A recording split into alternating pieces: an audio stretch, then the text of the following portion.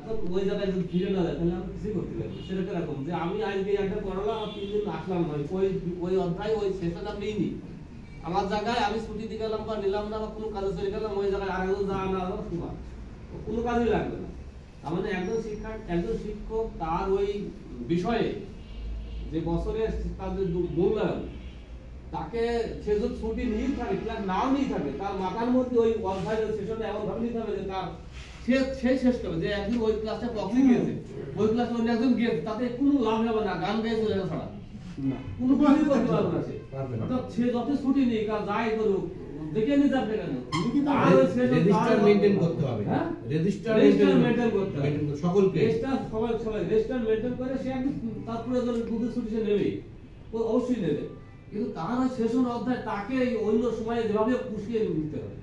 তাছাড়া গতানুগতিকে করলে এই জায়গা থেকে বেরোবো, ওই ভোগিত হইবে তার ওই পিআই করতে হবে, চোখ বুঝে আন্দাজে দিয়ে দিতে হবে।